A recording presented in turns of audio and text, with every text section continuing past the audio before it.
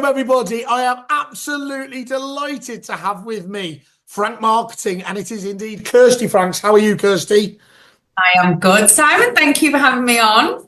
Yeah, you're looking particularly sharp after last week's. Had a lot on last week, didn't you? A busy week last week, wasn't I it? was busy. Busy I week was busy. last week. It was busy, wasn't it? We're not talking about that one today, though. We'll do that as a secret expose later on. But today we're talking purely about how you're helping out some of, well, indeed, the biggest brands in the property industry at the moment. But I'm really interested, first of all, from our point of view. Could you just give us a bit of background? How did you get into the industry? How did you get into agency itself? Sure, yeah. I've been in marketing 20 odd years for my sins. Yeah. And worked in a whole host of different industries, from sports, charity, financial services, a whole host of different industries. And kind of the last 10 years of my career, I was working in businesses that were going through significant periods of change, and mostly businesses that were going through private equity investment. Yeah. So I was approached by Lomond at the point that they were doing their merger with Linley & Simpson and Lomond, the LDC merger. So I joined their board as Group Marketing Director and supported that integration as they went through their PE investment. So that was kind of my first foray into property, if you like. And I fell in love with it instantly, fell in love with the sector, and really spotted an opportunity in terms of how I thought I could play a role in supporting estate agents and supporting suppliers to the sector going forward. So it had always been my dream to set up my own business. 3 years ago, I launched Frank Marketing, and we are dedicated to providing marketing support within the property sector, so to estate and letting agents, and also to suppliers to the industry as well. So I kind of wear two hats at the moment. So I am the Group Marketing Director for TPFG. So it's a fractional role where I support TPFG. And then obviously we support a whole host of other clients through the team here at Frank Marketing. Wow, it's not often I'm speechless. And you're not allowed to name that, take a claim to that, operating on both sides of suppliers and agents. That's what I pretend I do. Yeah. Wow. Okay. Well, first of all, you didn't have any kind of alternative, did you, with the name Frank Marketing? Just what a fab title that is. Secondly, I'm not like other interviewers. I'm looking at you, Chris, who don't listen to that people give. What in particular do you enjoy? Did you enjoy? What stood out for you from property that meant you wanted to get involved? Do you remember what it was? Yeah, I mean, property for me is all about marketing, isn't it? So obviously, from my point of view, we're supporting agents in terms of getting their brand out there, making sure they can stand out in a very, very competitive marketplace, which for me, I love that challenge, because let's face it, we're all out there doing a similar job, letting and selling properties. So how do you really stand out when you're doing the same thing as 8 other branches on your high street? So I love that challenge in terms of finding those unique differentiators that makes an agent stand out and makes them be able to win instructions ahead of the competition. And I think we see a lot of agents who are overwhelmed with marketing. And I saw that as an opportunity to really be able to make a difference. So what I mean by that is much of the marketing that we see across the sector for estate and letting agents is done by in-house team members. Yep.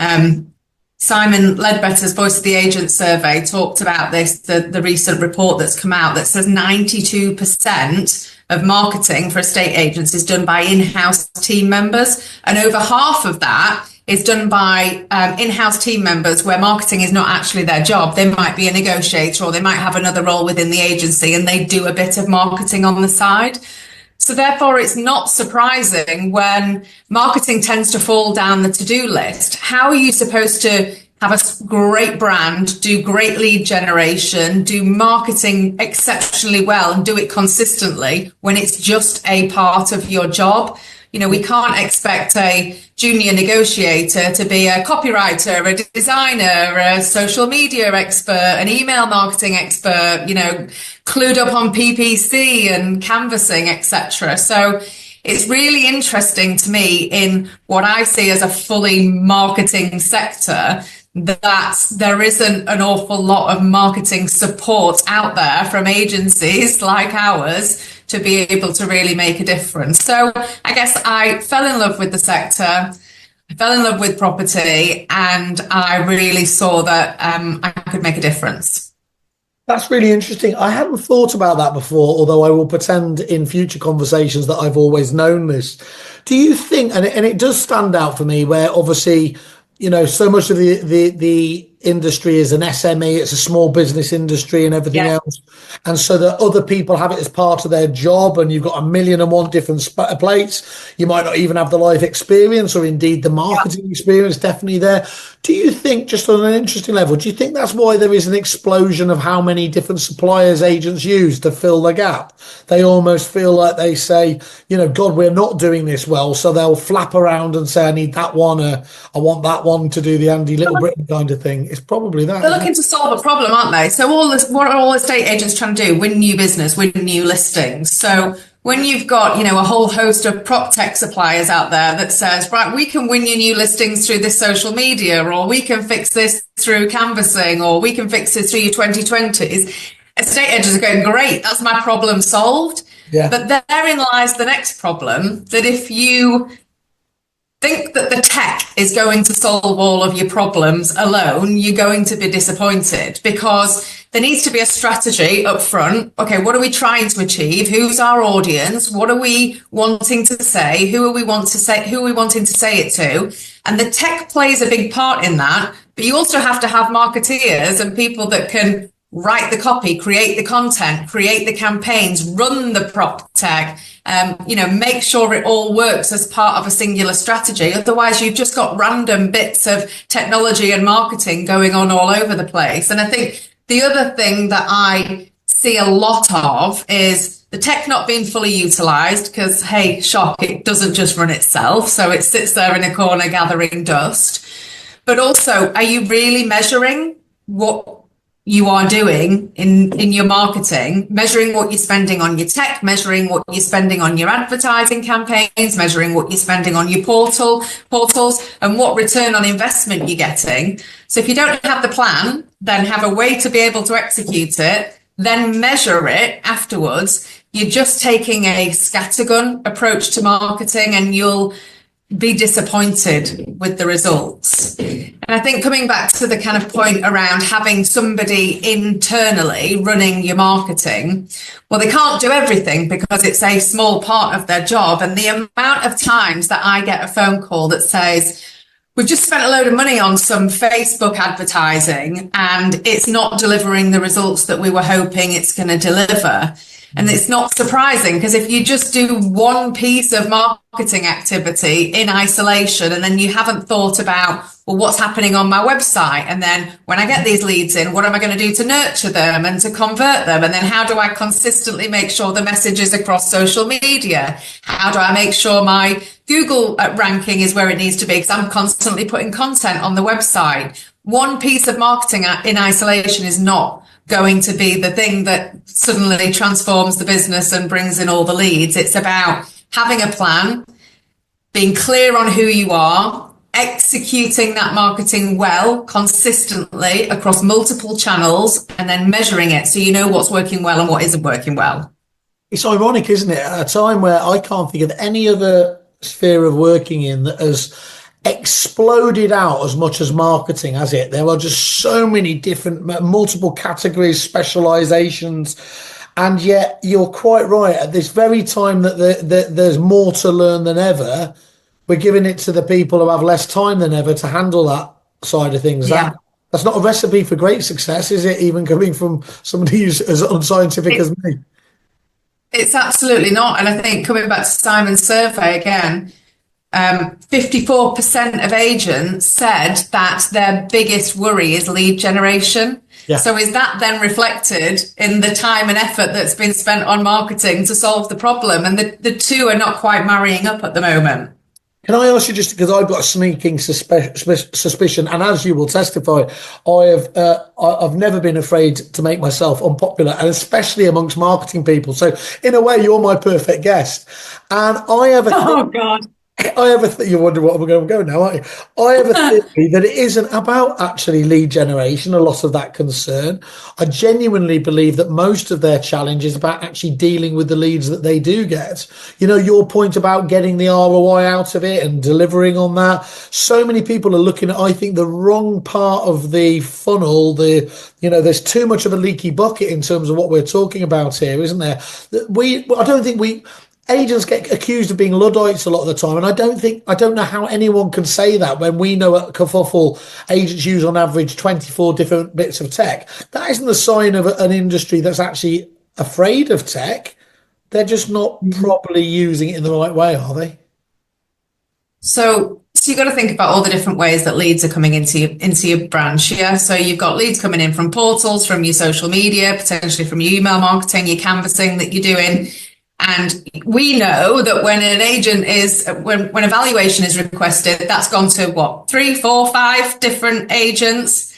The real beauty comes from making sure that you win that listing and that lead when that comes in. So where's the focus on that? And how are we going to win it? Well, we're going to get on the phone quicker than anybody else is. So again, like you say, how are we stopping that leaky bucket? By jumping on leads the minute that they come into the business. Because if the competition is not getting there quicker, you've got a much bigger chance of getting into that living room if you've answered the phone and called the lead back quickly. But then about training the team on when you get in that living room to have a conversation around evaluation, what are you saying? How are you standing out? How are you representing that brand? How is that done consistently? And I think we'll go back to our friend, Mr. Watkins again. He has this joke with me all the time around brand being about a logo to wind me up.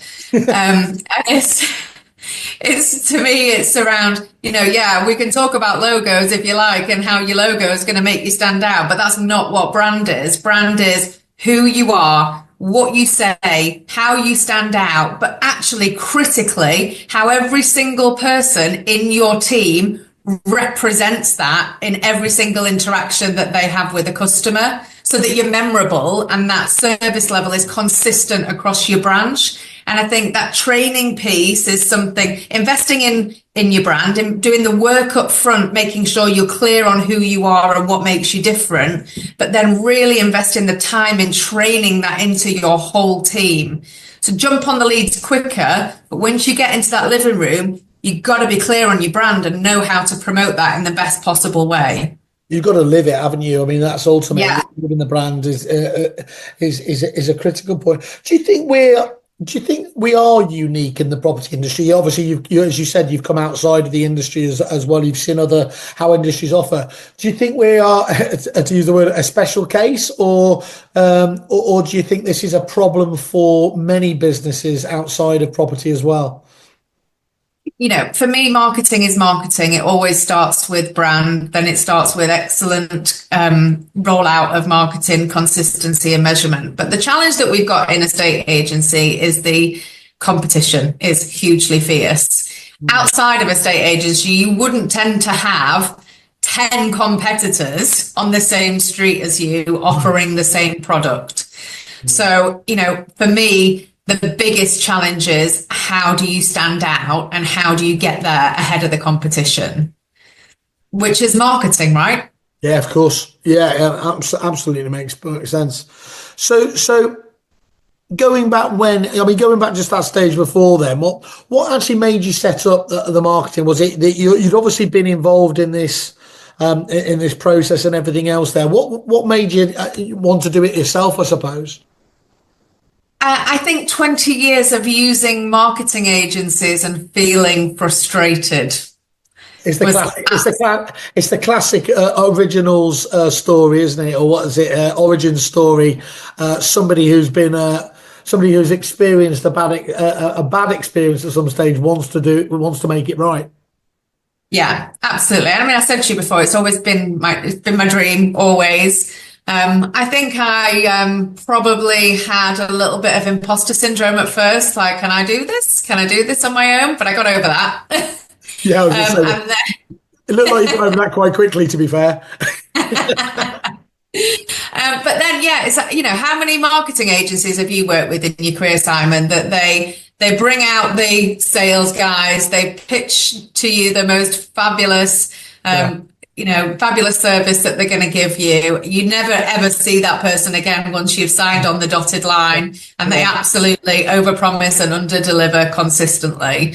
And I am and will continue to be laser focused on that being the absolute opposite of what front marketing is all about. Yeah. Okay. That's really, I think so many people, I mean, in the world of, well, actually, it doesn't even matter, but certainly like SEO marketing agencies. I've done consultancies with Salesforce on the marketing side of things. I mean, there's just so many of them there that they can turn into money pits in a very quick period of time, can't they? That lack of ability to look at your ROI. I mean, I get it. I mean, I know that to us on the supplier side, we've been far too guilty of the being trite and saying you need one more listing. But I do think there's also been, because of that slight cheesiness of that line, people have run away from actually making the ROI case effectively, and that's never a good sign. Yeah. I think as well that marketing agencies have a rep for being ridiculously expensive, like you say, big swanky offices, huge teams, experts on experts on experts in every single possible area. And our model is very different to that. So we're very much about being a cost-effective solution, and a very flexible and agile solution as well. So we have clients that come to us and say, we need some help with our brand and our branding and our messaging and our proposition. And that can just be a project, or we need some help with the website. Can you not only kind of project manage that, but copyright, design, all the creative around it?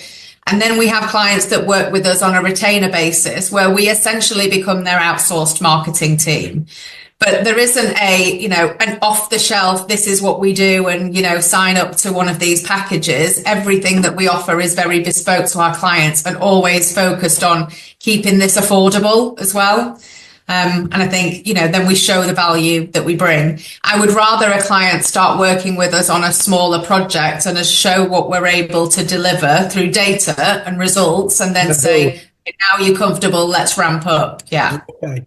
That's a really interesting, because that's putting your money where your mouth is as well, isn't it? And it's not often done with any ill meaning or anything else there, but actually that throwing, doing everything all at once, doing too much early on before you start to know how people work, what their capabilities are. That's always that is a recipe for and culture fit is really important as well. So we've got a team here at Frank. We're a relatively small team, so everybody's involved in everything.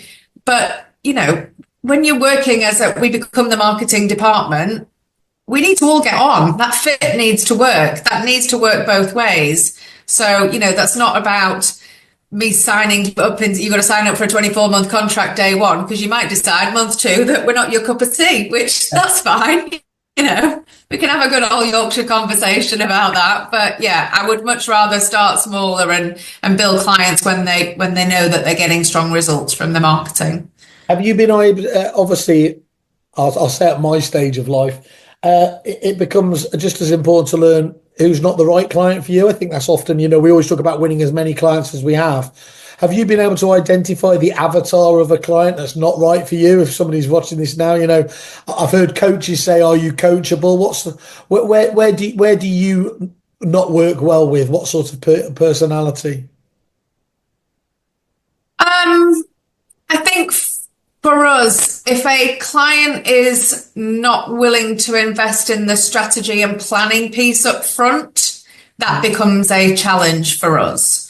So we always want to start with let's do the thinking before we start the doing. Yeah. And if a client comes to us and says, "Oh, we don't want that, just do that Facebook campaign for us," not the right client for us because we know that that won't deliver the best results. And therefore, I'd rather them not waste their money on something that I don't think is going to deliver. So there has to be a willingness to embrace marketing from the thinking rather than just the let's do some marketing to see if we can get some leads in.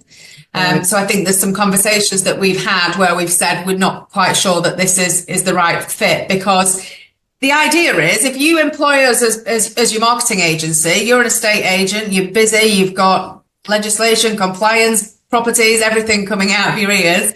Yeah. You want to be able to trust that we can just get on and deliver and it's minimum touch from you. But for that to be able to happen and happen seamlessly, we've got to do that thinking piece first and really get under the skin of the brand, do the planning, where are we trying to get to, who we are, what's our proposition, what's our messaging, what channels are we going to use, what budget are we going to put behind this? Because when that's done, you can leave us to crack on with it then, because we've done all of that thinking and planning. Without that, there's much more heavy lifting involved from the client as well, which can then become a frustration for them. But yeah. I was really worried there you might say that the wrong client view, someone not from Yorkshire, but it's good to see that you're not that way inclined. So I mean, I'm a very proud Yorkshire woman, Simon, but I'm not precious to only working with Yorkshire clients. That's okay. As you can see, this Zoom has the metaphorical Pennines in between us, so that we're yeah. Let's not get on to football.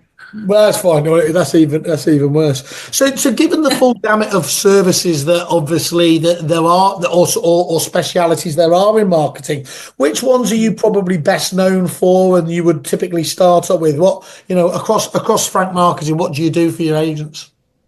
Yeah, so I think the strategy and planning piece up front for sure, very, very strong on.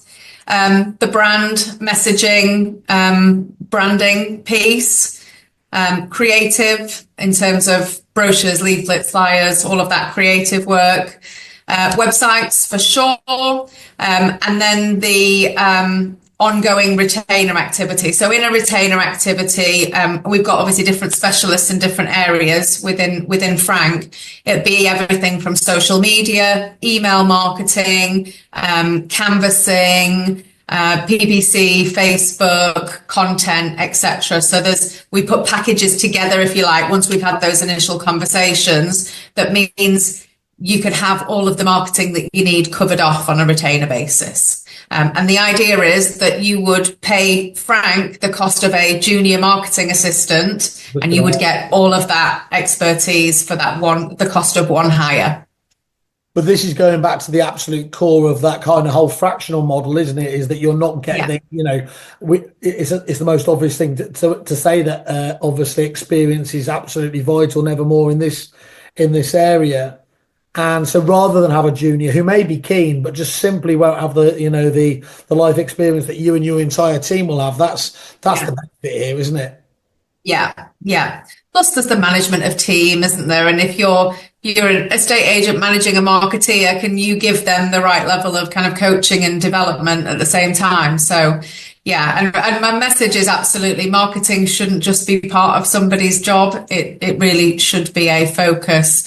And think about that investment and think about where you're trying to get to. We know that agents are spending on average 12% on their marketing, excluding portal costs.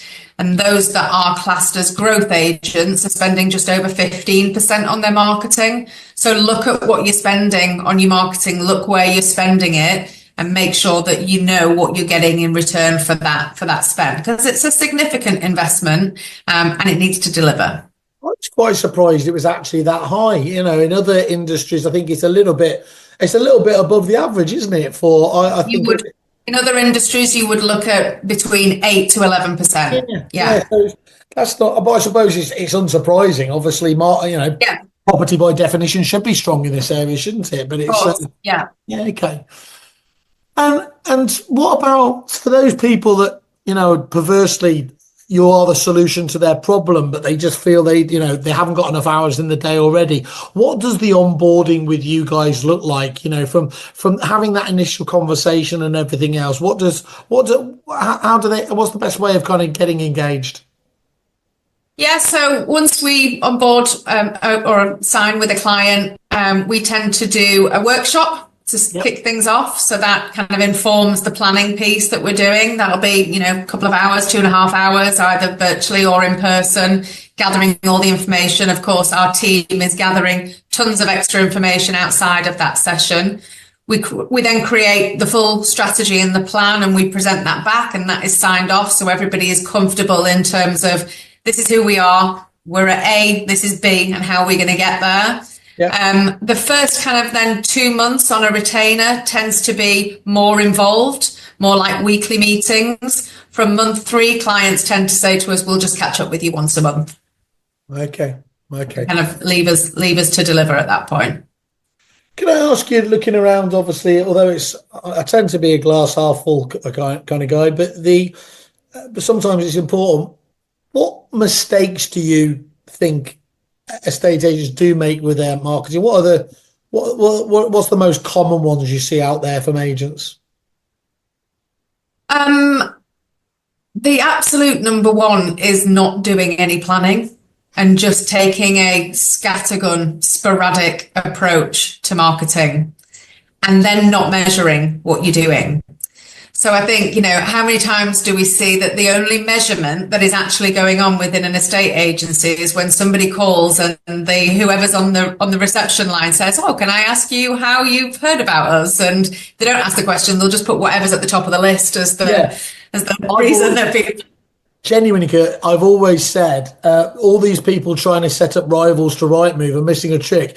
If they called themselves aardvark.com and just get at the top of that list, you'd be happy, wouldn't you? Lead source. There's your lead source. And so, but that's not how we should be running marketing in today's digital age. Every piece of marketing can be measured, should be measured. Even your print marketing, even your campaigns can have unique phone numbers so you can track and measure how they're performing. QR codes, everything digitally can be tracked. So we should be living in a world where we don't need to ask that question, because our marketing data and intelligence should be giving us those answers.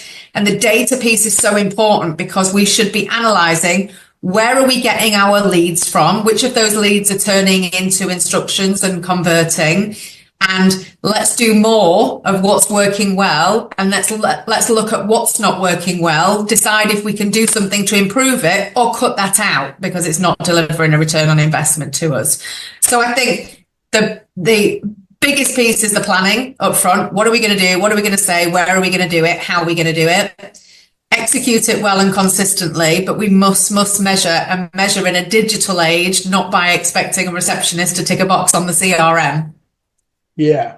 I mean, AI is obviously across the board now, but it's fair to say that what it's best known for is on the marketing side of things, being such a fantastic tool for content creation and everything else. Where do you stand on it? Do you see it as a really useful tool? Do you see it as a threat? Do you see it as overused? Is it all of these things? Where does AI fit for you? A hugely useful tool, and there's so much more coming that's going to benefit this sector soon. I'll give a little shout out to Nurture, because they've got some really exciting AI innovations that they're about to start talking about. That looks amazing, doesn't it? Yeah. From a marketing perspective, I see AI as a great assistant. And so I feel like all of my team within Frank and within TPFG have all got a great assistant. Yeah. Now, your assistant's only ever going to get you 65% there. It still requires the thinking. It's only ever as good as the information that you're putting in. But we work with the team constantly around prompts, around setting up our own versions of AI for different clients. And we use it for support around content generation, support around creative generation, but only in the guise of an assistant, never as a finished article, and always just to kind of speed up some of the processes. But I think from a tech perspective in property, I think everyone's going to have to now stand up and start taking notice of what's coming from an AI perspective. Some of the virtual calling that's going to be able to happen to confirm appointments, or it's incredible. And I think some people have heard some of this AI and some of this voice AI recently and feels, oh, does it still feel a little bit clunky? Can you still tell? I guarantee in 6 months from now, we'll be in a whole different place with it, because I've seen the evolution of it, and I think it's really exciting in terms of what's going to be able to come.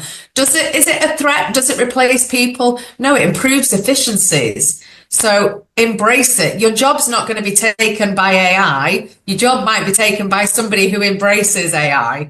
Yeah, no, that's absolutely spot on. And you don't worry these days about, a typewriter taking your job, do you? Or a laptop or something like that. This is something, look, we're sat here it's the easiest thing in the world to be really, really productive and have 10, 12 Zooms a day. It's also the easiest thing in the world to not actually do any of the actions that you said you were able to do off the back of that. So you and I are both using Fathom. Again, fantastic. Yeah. The basic level of it is free here. That ability to be able to jump off a meeting and have it instantly sort of reported on with your actions there, it's just game changing, isn't it? In terms of, I use it. I don't know whether you're in this position, but with Fathom, they keep emailing me credits because I keep recommending it to people on Fathom calls. Honestly, it's a game changer for me. I just need an in-person Fathom now for when I'm out and about in actual meetings. I need somebody to invent that. Well, that's not coming anytime soon. But I'll tell you what, that does resonate for me, what you said there, though, as well, is, let's be honest, whilst you can see the application of some of this, especially around the video and stuff, isn't it? The avatar style of it, it's still a little bit it's a wince a little bit because it's not quite there. But you think about where we are from this time last year and this time next year, it's going to just be, it's just going to be utterly game changing, which, of course, is what they talk about, isn't it? And I think, the successful agents are going to be the ones that absolutely embrace this change and innovation. Yeah, because embrace all the tech available. You've got to be ahead of, on top of that wave, because you don't want to be underneath it, do you? Which is absolutely critical in terms of there. So, okay, so where do people, obviously apart from your page on Kerfuffle, how do they get to have this conversation with you, Kirsty? Pick up. Start understanding how you can help them out. Where do they find you? Yeah, sure.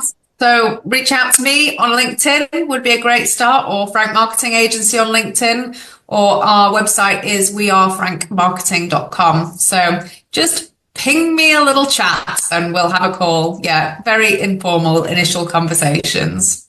Lovely. Well, look, fantastic seeing what you're doing. Obviously, you just work with such impressive brands across the board there. So, I mean, thank you for your time today, letting me know a little bit more about it. And obviously, we'll no doubt catch up with you again shortly.